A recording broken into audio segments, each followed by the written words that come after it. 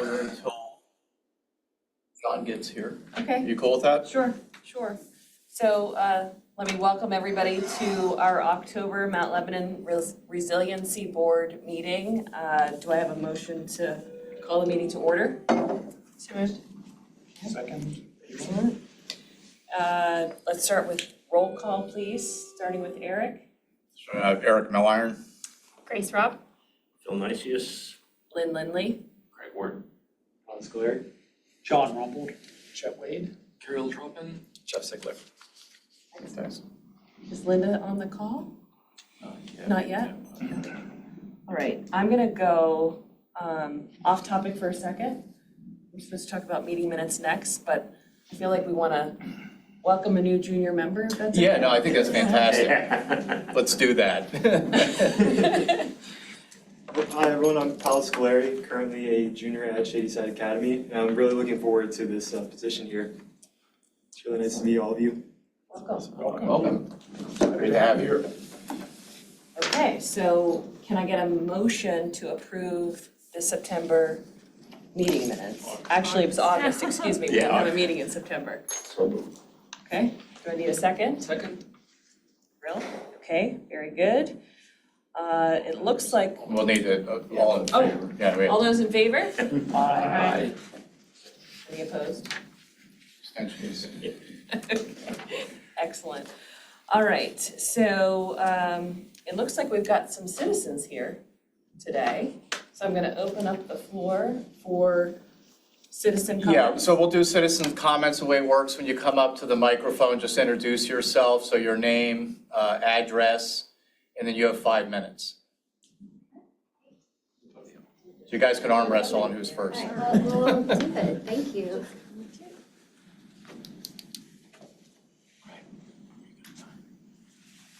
Greg will be the official Olympic time. For the gongs. Okay. I am Sam Smith, and I'm 300 Twin Hills Drive.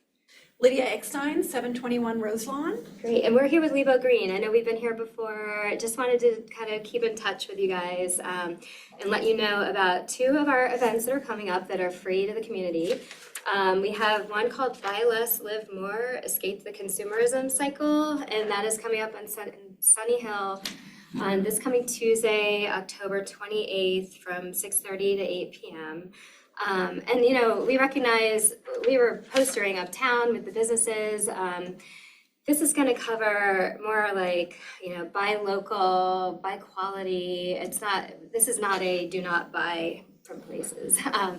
But it's just being, you know, more eco-minded, but also intentional. And so I think it's great for the uptown businesses too. So that's coming up. And then we also have our friends, Michael Brothers are coming in to talk about how to recycle almost everything. We're gonna try to stump Michael Brothers with, there's you know, sneakers, toothpaste tubes, or some weird stuff. But we're gonna try to figure out how to do most of that, if not all. Anything that's hard to recycle. Batteries? Batteries, we'll have ideas on batteries, yep, absolutely. So we'll play a game, teach people about, you know, especially plastics 3 through 7 that curbside does not pick up, but a lot of people still add to, you know, to their collections, and that can contaminate them. So anyway, that's on November 11th, and it's at the library from 6:30 to 8, also free. So, so if you could help us spread the word as well, or we can, you know, we've been getting it out. It's in the Mount Lebanon magazine too. So, and yeah, with that, we're here again. If anybody, you know, we'd love to help you guys be kind of like the education arm on the environmental side. So, thank you. Thanks. Yeah, thanks. Thank you. Sure. Thank you, Lee. Welcome, John. Hello, sorry. It's okay. Correction is from, Just one. Yeah, thank you. That's okay. yes, the next is, yes, and your commission liaison. Well, we, Work citizens? did you folks want to speak? Okay, I'll just, They're here with Polly. oh, okay, very good. Well, thank you for coming. Fantastic. Yeah, so I guess it would be on to commission liaison. All right. Trying to think of everything that has, we're capital improvement program, that budget has been released. We had a public meeting during the commission meeting last week to basically, you know, there was a couple comments. But we still have to kind of dive into that and make some decisions, but the capital improvement budget is out public and available for anybody to have a look at and weigh in on. Certainly hope that people do. Speaking of budget, we have set the dates, commission dates to review next year's proposed budget. And we've got 3 dates set to discuss that. We were it before. We approved that. Those are all, I think, set for early November. Yeah, mid-November. I'll send the dates out for the budget hearings.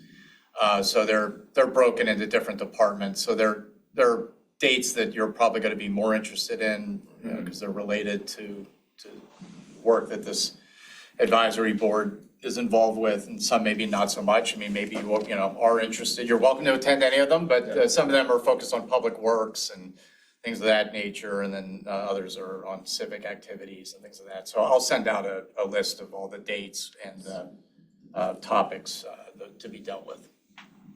It's pretty fast and furious, so that's a good thing. It's they're not spread out, so it's pretty much in 1 week. I believe it's the week of the 12th of November. I think that's what it is.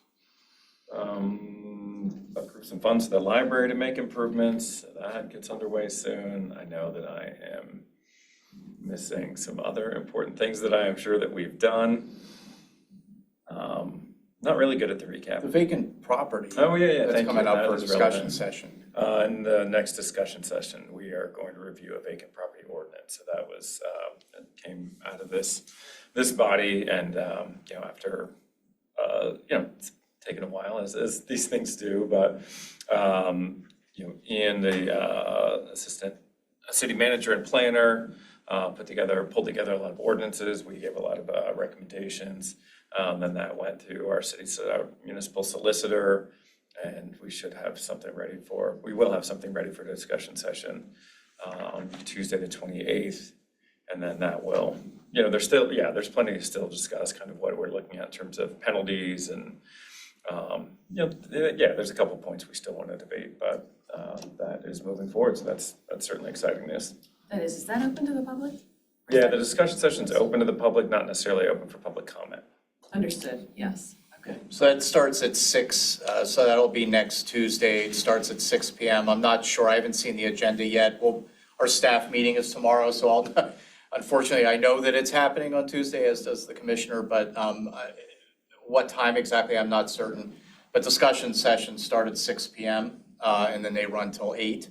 So it's between that time block. But again, I'll have the agenda, the discussion agenda tomorrow. So I can share that when I share the budget dates as well. So you guys can have that. But please feel free to attend and listen to that. And then public comments at 8 o'clock at the regular commission meeting, which is in the chamber. And so if you wanted to add any support or comments, you could do it at that time. Or, as an advisory board member, or anybody, anybody can reach out to their commissioner. You can do that as well via email or whatever the case is. But yeah, that'll be next Tuesday. Is there a virtual component to that also? Yes, they're always, so if you don't want to come to 710 again, all of those are broadcast live and in color. Yes, you can, there's a Zoom link for that that's on the municipal website, but I can also just send a link to that once I have it. And both are, the discussion session is live streaming, and then the commission is, and you can make a public comment during the commission meeting from home, virtual, Okay, great, thank you. So those are, I'm sure there's things I'm missing, but those are the things that come to mind that are relevant. If, on the ordinance that, we may be discussing, is there any way that they can provide a link of what the commissioners are about to see on it or something like that? So, I don't know if there was any noodling done by the solicitor or anything like that before it came before us. I haven't seen it lately, so as soon as, yes, I will make sure that once it's back from the solicitor, I'm happy to share it with the rest of the Resiliency Board for comment. Eric can do a link to it saying, hey, look, this is, by the way, what's going to be introduced to the commissioners, yes, so. Yeah, just so you know, it's discussion session, so there won't be a vote or anything at the following meeting. So I just want everybody to be on the same page with that. Right, but more input is certainly useful at this point.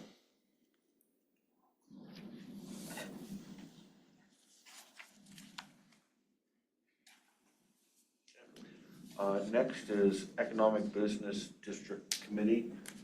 I see no actual items. Erica, We can give a quick report. what's that? We can give a quick report. Please do. Yeah, so it's three of us. I think I'll start and Linda could add. So we have partnership with a lot of different other bodies. So we divided the work, so to say. So I nominated myself to be a liaison from our economic development to the mobility board. And then Linda is on the partnership, of course. So I joined the first meeting, introduced myself. They very quickly invited me to their own subcommittee for design. So what happens when you show up? Never heard from them again. Yeah, so I have quite a few subcommittees now. So good discussion. Essentially, we shared our topics, our priorities, and they shared some of theirs. It's not 100% overlap, but there is pretty shared common interest there. One area that came up from that discussion is Beverly Business District. So we don't hear about them a lot here, but they get complaints all the time from Beverly specifically about parking situation. Yeah, I think we're very familiar, and we've had some discussions, and there's some resolutions that are on the table to try to alleviate some of the pressure. Yes, there will be, a little too early to say what, but we're absolutely making some progress on getting some things done to relieve the pressure over there, so everybody should be pleased. Okay, good. Very friendly crowd. And then one more item. So I was traveling and saw in one of business districts in Pacific Northwest, a walking route through the business district in Kirkland, Washington was done in a very cost-effective way. And they essentially guide people through the whole business district, through the local attractions. So we started discussing within our subcommittee something interesting here, potentially linking uptown with our Castle Shannon business district because it's so close. But nobody thinks to walk there because it appears far, but it's actually very close. So that was a quick update from me. Linda, I think you had something, is that right, from the partnership side? Yeah, so,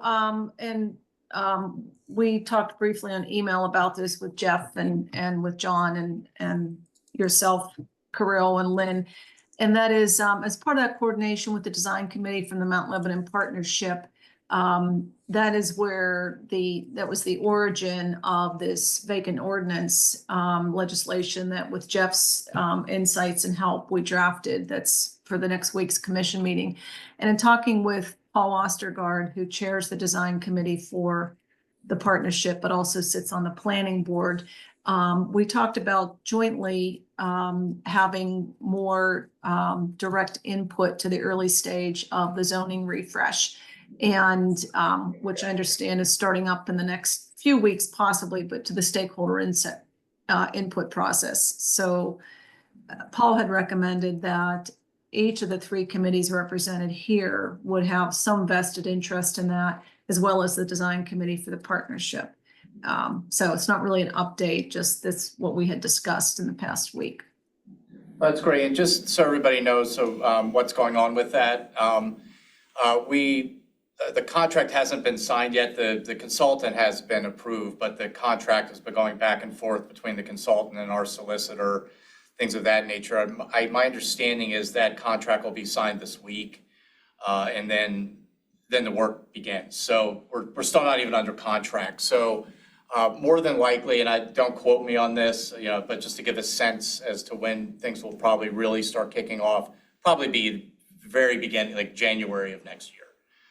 So there could potentially be some meetings prior to that related to public engagement, but I think it's doubtful. I mean, we're in the end of October at this point. I don't have to tell you, in a month, we're going to be in Thanksgiving, and then we get into the holidays with a Z, where, things kind of get crazy. And so, we want to be intentional and do this when we can line things up. So my expectation is, just talking to Ian, and contract will be signed. They'll start to map out the schedule, really start to nail some things down. And but I would expect that things wouldn't start humming till January. Okay, I just want to. This is for for the zoning refresh. Okay, yeah, because I just wanted to, I had sent you something that we talked about maybe putting on the agenda. And you sent me an email reply, so I got a little confused at the time, but then of course, something else happens and I have to run off and handle that. But we were saying like potential RAV input and early stakeholder participation in the refresh process. I know that's not gonna happen in January. So what are you telling us that wait till January and we'll see how this fits in or what? Well, yeah, I mean, so there's going to be a focus group, sort of a key focus group, but then there's going to be engagement with other advisory boards, this being one of them. So there's already going to be that direct line of communication and input session. And what I would, I guess, just say again is if there's any best practices or things, you know, that the advisory board wants to pull together so that you're at the ready for a dialogue with the consultants once they're engaged, do that and, bring that to the table. But, I don't have a calendar we don't have dates set. So I can't really say when that engagement would happen, but the engagement would happen based on that calendar of Right. stakeholder. Right, but the expectation is that this body will have a good deal. Oh, of 100%. involvement, in that process. 100%. Touch base on that next couple months as well. Because Yeah. again, you're like you said, Eric, it's correct. You get to Thanksgiving and Christmas and it just goes fast. So. Yeah, I don't care how many cookie trays you have, it's hard to pull people together. In December, it's really hard to have, let's just be candid here, it's really hard to have very productive meetings, once you get between Thanksgiving and the end. There's a lot of There's a lot of nogging happening, yeah, that's not the, yeah. Super pleased though with the applicants we got and we selected OHM, who has Detroit, initially out of Michigan and got a big office in Columbus, but they have a Pittsburgh presence. They've got 2 people here locally, and they've done a lot of zoning work and they're a good organization that I've worked with for years and feel pretty good about their involvement to handle this process. Question, I don't want to sidetrack it in this area, but in looking at it, is the initial feeling, again, I know this before talking with stakeholders, everything like that, is it to redo everything on, step one, to redo a whole new zoning ordinance, or is it, let's see what changes need, what topics we need to address, things like that? Because I've dealt with situations where, usually I've been in communities where the zoning ordinance is so antiquated, you're really starting off with a whole new document.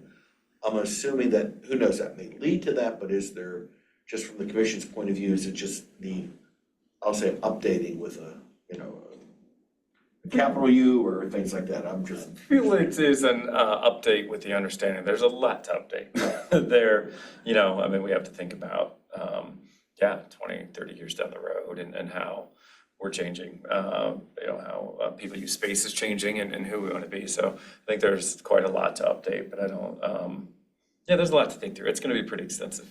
Yeah, one thing, and this is maybe for the public's edification on this, the problem a lot of times with land use management from the municipal point of view is that if something comes in and it hasn't been, like maybe 10 years ago, car charging stations. Right.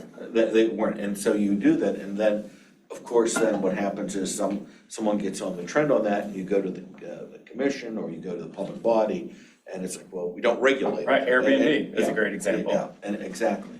And so you end up being, there's certain things and, some of it's predictive where you're trying to think, okay, what are the things we really have to take care of now, but what may be going down 5 years, 10 years down the road?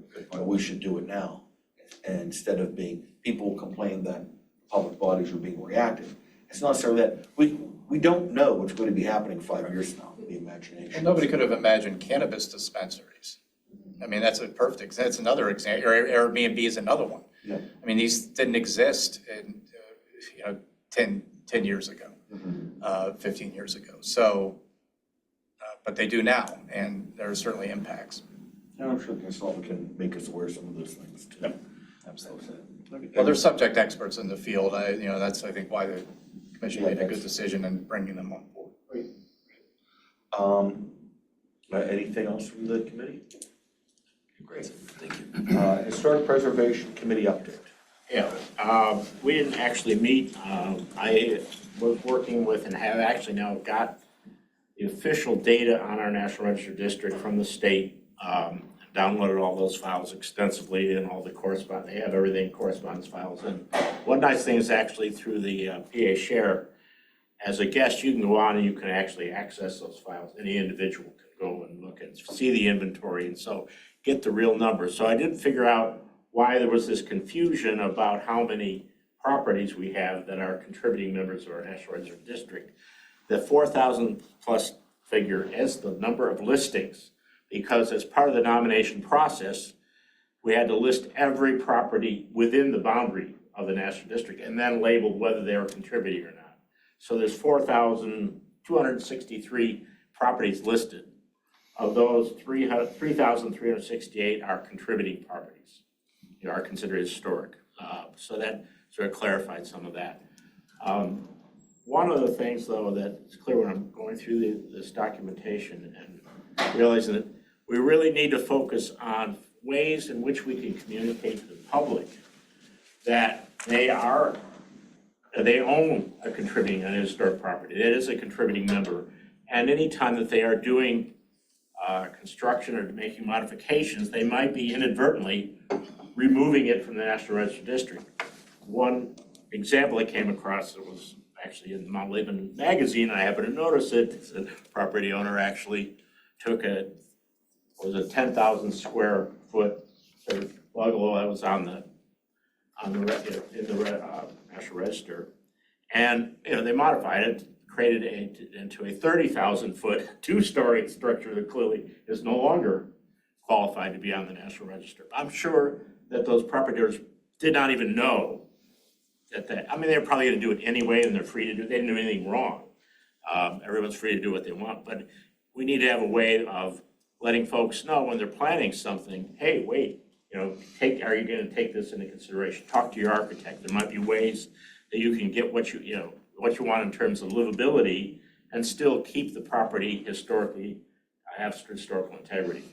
But I don't think anyone knows that. There was another one in that article, they talked about how they demolished the original garage. Well, the original garage was, because transportation is the theme of our district, that was the historic property in the district. And I'm sure they didn't even think about that. Oh, this is an old garage, I want a new one. And instead of modifying it or something and keep it on the district, they just destroy it. So we need to be able to figure out a way that we can communicate with people to let them know that their property's on the district. A lot of folks don't even know. And that if they're planning something, there are resources, we can help them to find resources to still maintain the integrity of their property if possible. In some cases, I'm sure those folks who wanted to go from 3 bedrooms to 6 bedrooms, there probably was very little that could be done to keep that on the register and still give them the type of property they wanted. But still, I think there are a lot of examples where we can advise folks and still keep these properties. And at this point, we have no idea how many of the existing contributing members who are no longer technically eligible to be on the register. So we're gonna need to meet, I think, with the Historical Society to work on communication and come up with some process for dealing with this overall. So that's our next step. Well, the Historical Society has really been stepping up their game in the last year or two. I mean, not that they weren't doing great work before, but now seems like a really good time to partner with them. Mm-hmm. There's a lot of good energy there. That's my report. Very good. Sustainability and Local Ecology Committee. Yes, Eric, do you have a resolution? Take one and pass it down and pass it around. When we met last, we reviewed a presentation on what we call the Hidden Hollow property that's adjacent to the golf course and to the community gardens. It's a ravine-like area, a sloped area, I prefer hollow, that at one point had been forested but was cleared years ago. What's there now is a real mix of things, If you like poison ivy and poison oak, it's a great place to visit. John and Elaine and I and Eric will tell you that. Old golf balls. Old golf balls. It adjoins the golf course but does not impinge on the golf course for those of you who are golfers. The same with the community gardens. It's right next to them, it would impinge on them. And thanks to Eric and folks from the Mount Lebanon Nature Conservancy, they came up with some thoughts about how this might be used to help increase the tree canopy, help increase biodiversity, help promote more flora and fauna growth in our community. So we walked through that 2 months ago now at our last meeting, and I told you I didn't like to then jump on you and ask you to vote on something. So I gave you a little time to let it soak. So tonight, we are coming to you with a formal resolution, which you're now getting a chance to read. And basically, for those in the audience, what we're asking for the commission to do, our recommendation to the commission, that's our job, is to recommend things to the commissioners, is to, one, approve the concept of the restoration of Hidden Hollow, to include things such as a food forest, which is a diverse mix of plantings that help promote food for wildlife, biodiversity, to add some other plantings to address the wild or the wetlands that are on the property. There are some wetlands there that could be protected better than they are now. So one would be to just at a concept level say, yes, we support this idea. Two, to authorize Eric through his boss, Eric McGill, Keith. Keith McGill, sorry, typo in there, we'll fix that, to coordinate with the other township departments, staff members, et cetera, as well as the other stakeholders, the Conservancy, us, other outside stakeholders, to come up with a more comprehensive strategic plan for this. There's a concept plan right now, but you need to finalize that before you go in. And then the third thing would be give him, once that plan's in place, the authority to go forward getting grants. We believe, especially Eric believes, there are lots of opportunities for outside grants that would minimize or eliminate any cost to the township for this project, solicit volunteer help, and we have every reason to believe there will be lots of volunteers who'd be willing to help with this property, and move forward to really make this something even better than it is today. As I said, it's called a hidden hollow because it is a hidden gem we think can be even better for the community. So once you've had a chance to read that, and we'll make a correction to, sorry, Mr. McGill, yeah, I guess I won't be on the board next month, so it's nice to be seen. Nice try. But once you've. Eric is a great name, though. I think that's why I did it, I'm just stuck on it. But once you get a chance, if someone is so pleased to move in favor of it, and we can have a vote, Mr. Chair. All right, we have the resolution. Are there any comments from members of this board? I just have a question. Would land use such as this, is that part of the purview of the zoning refresh? And is there an intersection potentially that we need to be aware of? Eric's shaking his head no. Yeah, I don't know, we certainly wouldn't be changing the use of it. We're not proposing a new use for it. Oh, I'm not suggesting that. I'm thinking more in a defensive posture. Is there anything that we need to protect against in this resolution or be aware of as the zoning refresh process is commencing relative to land use? Yeah, no, I mean, it's municipal property. It's zoned to be essentially what it is, which is the golf course. There's no intention of changing that in any way. So, I mean, the zoning is not going to have any impact at all. I don't see any conflict between the two. If by chance someone came up with a new special type of zoning district, this could be, but I doubt that would be the case. I mean, I'm just speculating. Yeah, I mean, I don't know if this is really getting to the point, getting to the nugget. There's been times in the past where there have been some folks that have proposed like developing that site for housing or things like that, but that's never really had any real traction. It's usually just been sort of a pop-up idea by an individual resident that thought maybe that would be a good idea. But I mean, that's not a serious dialogue. And There's no intention of rezoning this or anything of that nature. It is what it is, and I see that continuing throughout the process, looking at Mount Lebanon zoning. I don't see any desire to change that nor need to. And this particular parcel, these 10 acres or so roughly, I mean, to access it for any development, I mean, it's surrounded by homes, it borders the Castle Shannon community, lots of homes there. It's sloped, I mean, It would be difficult, you'd have to come through the parking lot, I guess, of the golf course to actually access it in some way, Yeah. which I would be. there's no. I would think there might be some noise about that. Yeah, there would, I mean, there's, no, I mean, I think the easiest, no, I mean, just to be succinct, there's really no But issue. it's a good question to ask. It is a good question, but yeah, no, I mean, there isn't, I mean, there's not any consideration whatsoever to rezone this area, the golf course in this particular area, which is a part of the golf course. Not the play area, but it's in that sphere in any way, so. So, yeah, but thank you. With that, I mean, Eric, I just want to make sure I got the right first name. Eric, I mean, you have no issues with this resolution? No, I don't. Okay, good, all right. No, I look forward, if the board approves this and this moves to Keith's desk, I look forward to working with you all to advance it. Yeah, I mean, I know it's not your granting permission, but I just didn't know when you got this or things like that, so. No, He and I have talked about Okay. what the general outline of the resolution. So he Okay. was familiar with what we were offering up in terms of, what we're asking the commission to do. Okay. and I view this as benign. I mean, now that may change once I have some dialogue with some folks.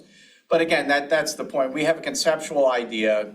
It'll go to Keith. Keith will then give some direction how he wants to engage. I'm making an assumption, but I assume that he would want me to engage with staff at the golf course and the rec department and things of that nature, have them take a look at the proposal that you've all seen and get a sense of direction from them on what their feelings are with it. There may be some tweaks to it, but that'll just be part of the process. And again, this is in my mind, a very benign but important opportunity to accomplish one of the key goals in our chapter, which is expand tree canopy and those types of things. And if this goes over well, there are some other potential opportunities throughout the municipality where we could embark on this in the same vein.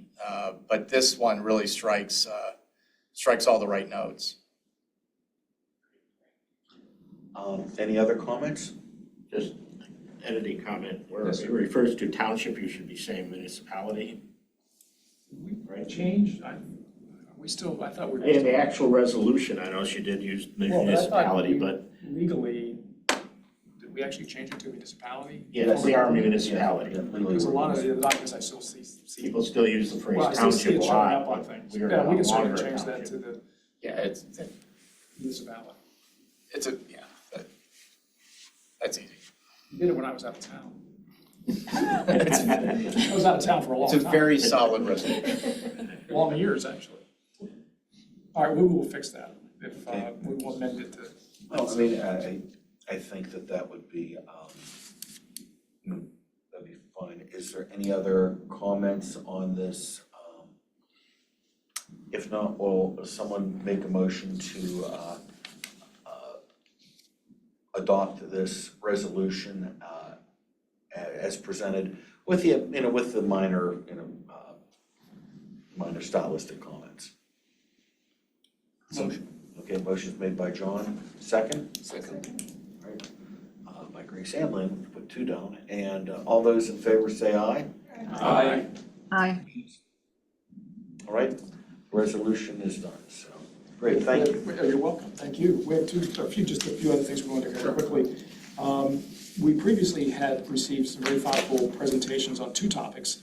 The plastic bag ban, which Sam and others had presented to us, and one on banning or at least limiting gas-powered leaf blowers. I just wanted to say that we have not forgotten those proposals. We haven't, we think they deserve a lot of consideration because a lot of work went into both of them. It's just because of some personal schedule issues I've had. We've tried to get this group together. The plastic bag ban, and we've communicated with our chair, we'll share responsibility with the Economic Development Committee to consider that because it affects not only environment but business. So we want to look at it holistically there. And then we just need some more time to consider the leaf blower issue. But we haven't forgotten about them. We just wanted to let the people know who presented them and put so much work into them. I was impressed with both of them, that we, didn't just push them aside. So, and then last thing, street trees street trees was one of the things on our work list. We've noted since we put our work list together that the township has hired a consultant to look at that issue. And so if that consultant, again, in the same vein we discussed earlier about the zoning ordinance, et cetera, wants a community resource, we offer that up. And so we'll take it off our active work list for now. Thank you, and I think. All right, though, yeah. Chad, if you want to maybe explain to, because, is this broadcast or you have to log in for this, correct, from the outside? For this meeting? Yeah. For live. Yeah, it's not, it's live for whomever is on the call right now, so it's live for Linda, and I think that's it. But yeah, this then gets linked to our website into perpetuity in the archive. So the recording will be there. Yeah, for the public who may look at, do you want to explain a little bit what the street tree program is? Sure, well, Mount Lebanon has an astounding 10,000, I believe it is, street trees. And I think most people in Mount Lebanon love them, but they also present challenges. Sidewalks being one of the biggest ones. Most of the street trees that I'm aware of are planted in that relatively narrow strip between the street and the sidewalk, and that affects sidewalks. Many of them of an age now that they've reached their lifespan, and so you routinely see them having to be removed or trimmed. The other challenge is they grow into utility lines. So there's a safety and an energy and utility reliability issue there. Some costs, the townships or the municipality spends a huge amount of money helping to maintain these trees and dealing with them. So the part of the 10-year plan is to take a look at, how do we expand the tree canopy management plan? Many communities face similar challenges. In fact, Carol, I think you and I were chatting about how I think in Europe you had seen some pretty, I don't want to use the word aggressive, but active plans to manage and look at the health of trees, and so that you can address issues before they come down on your utility line or your house or your street or your car or anything worse. So it's something that the community needs to look at holistically because it is a huge thing. We are, as you see in the kind of preface, a certified Tree City USA Arboretum, accredited Arboretum. So trees in Mount Lebanon are very important. So that's why it's the #1 issue in our list from the Ascend Lebo plan. And if you want to make someone unhappy in Mount Lebanon, start messing with their trees. At least that's been my take since I lived here. So that's why that was an issue. Is that what you were looking for, John? Yeah, it's just something that people could be aware of on there. And also, this question maybe for Eric or Greg or the Commissioner. I know that we have, with the street tree program, we take care of just, it's not something that's for the public. If you have a tree in your front yard that's not clearly in the street, we don't, that there's something to it. I know that, I don't know if anybody knows this or not, the answer to this, but I know in Upper St. Clair, they have I swear it's a township forester or something like that. Does anybody, does they serve the same role there? Do they have a bigger role? Yeah, and that's part of this study too, is to take a look at that. So right now, one of the big challenges we have is getting to that. So we do have a forester, and our public works director actually has a degree in that as well. So, but he has a much broader scope, right? A lot of the challenges is, capacity and those types of things. So as Chet mentioned, we have a lot of trees that are in the right of way that are municipal. And so this plan really looks, how can we use our existing capacity to better serve our tree canopy and those trees in the right of way? Do we need to add capacity? If so, strategically, what would that be? These types of things.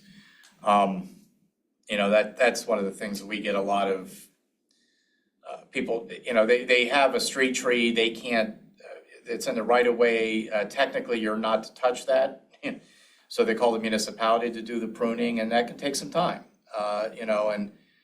so that's a piece of what we're looking at. But we do have on staff in our Public Works Department some subject experts around that. But is it enough? Is there time being used appropriately? And again, that's a part of what this study is going to be looking at. A big piece of it is how do we work with our existing capacity? Do we need to add capacity? These types of things to make sure that our trees are maintained properly for public safety, but also to be sure that we have a thriving canopy. Thank you. Sorry, thank you for indulging me. Sorry about it. I just didn't know. No, yeah, we do. We have some folks that are subject experts when it comes to trees on staff.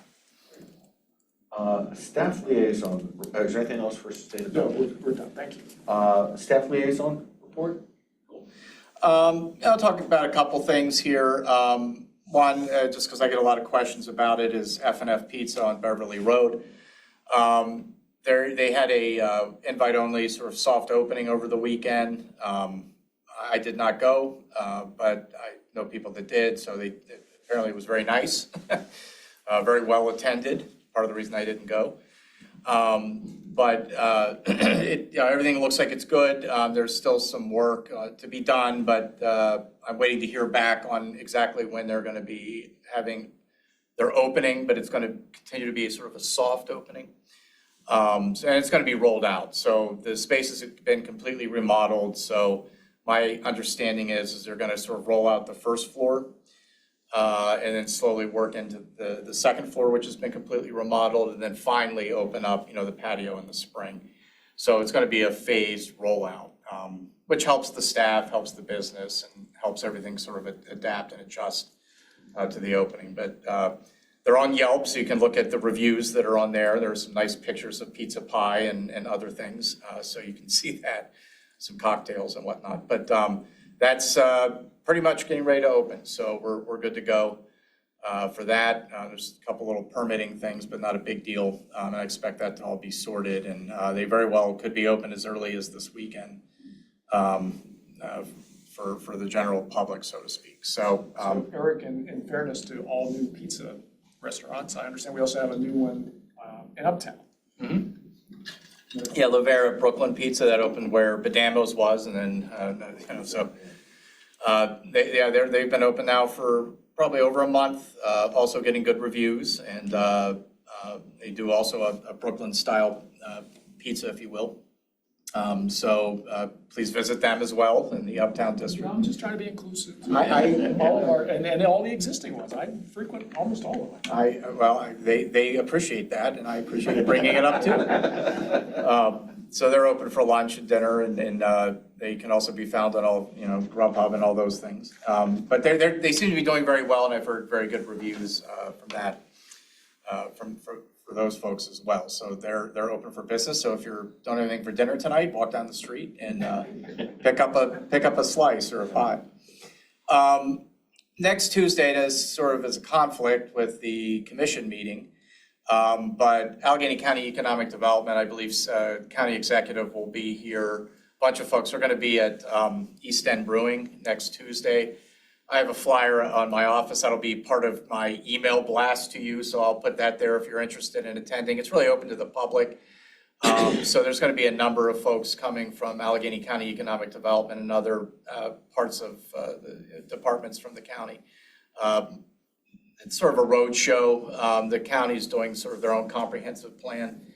So it's a public engagement opportunity, but it's also an opportunity to engage with your county leadership as well. So my understanding is the director for Allegheny County Economic Development will be there, of course, the county executive, as well as a bunch of other folks. So I'll send the flyer out for that if you're interested. That's next Tuesday. I believe it starts at 6 o'clock, but don't quote me, wait till you see the flyer. But that's an opportunity if you're interested in that. Also working on a couple of fun things. So we talked about the holidays earlier in the meeting. We have 2 dates just to pin on your calendars. The Beverly Bright Night is the first Thursday in December, so that's December 4th. That'll be 7 to 8:30 p.m. We close Beverly Road down, and a special visitor from the North Pole comes. The businesses have open houses. It's really a fun event. If you've ever attended it, you know it's a real.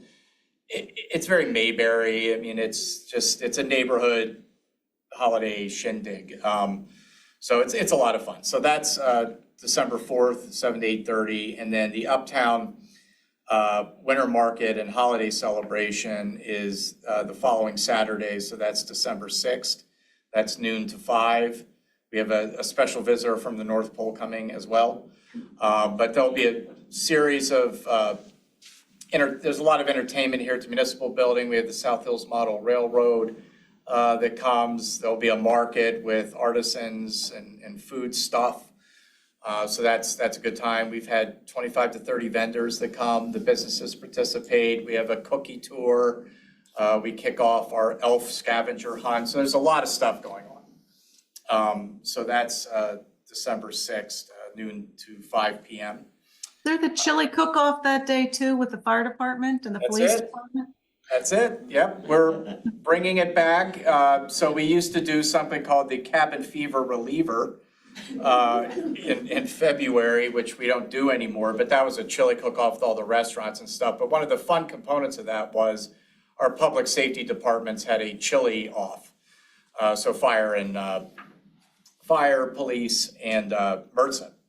So we're bringing that back. So that's going to be up at the public safety building that day too. So they're pretty stoked about it, and it's going to be a competition. So you can vote on who has the best chili. I'm not going to name who has won, but it's been heavily favored to one of the departments that has hoses and ladder trucks. I can't tell you exactly who that is, but so that's going to be a really fun component of it as well. So that helps stretch out the event, and so that'll be down at the public safety building down by Rolliers. So really chocked day full of stuff going on. So that's been taking a lot of my time, but it's now pretty much gelled and ready to go. So we're locked and loaded for 2 really great celebrations there. Yeah. Thank you. Let's see, under the student liaison report, we have a visitor here. Well, we're gonna go easy on you because it's your first time, but maybe a little bit about yourself, you know, what you enjoy doing and what you hope to get out of this. School's alma mater, All that. So I enjoy playing hockey, well, once I can get back in the game. But enjoy hockey, do track in the spring. Real interest in civics, planning. Always been interested in all of that. Also like college and stuff. At my school they offer these end-year courses where you can pick from all these different kind of classes. And I picked this one that was in environmental sustainability, and it provided a lot of insights into these kind of things. Love seeing the rainwater capture in the Hidden Hollow project. Makes me very happy. Big focus of the campus is, or one of them is to reduce our runoff. So we have these soaking areas where where rainwater can simply just soak into the ground instead of being sent into creeks or into the stormwater drains. And in a town especially as dense as Mount Lebanon, it's very important to look after where all the runoff goes and other environmental considerations such as that. Well, then you're in the right advisory Yes, board. you did. Are you a junior? Yes, currently a junior. Yeah, been at Shady Side since 6th grade, left during COVID, and made a lot of friends there, so just decided to stay. It's a very nice place to be. Do you have any questions of us? No. Okay. Well, feel free to reach out, and if you have projects at school or something like that, and you've got a brain trust here, you can reach out to, and we'd be happy to help you as you go through your journey I assume you're gonna go to college, maybe not, I don't know. But, you know, consider us a resource to you as well. Thank you. Welcome. Great. Let's see, announcement of next meeting time and date, Wednesday, November 19th at 6 o'clock. Is there anything else, I think I skipped over old business, new business, I'm sorry. Yeah, the student liaison report, then the new business, okay, sorry, that's hard. That happened, I saw your name twice there. Is there any other old business? Is there any new business to come before this board? If not, will someone make a motion to adjourn? So moved. All those in favor say aye. Aye. We are adjourned, thank you. Halloween parade this weekend.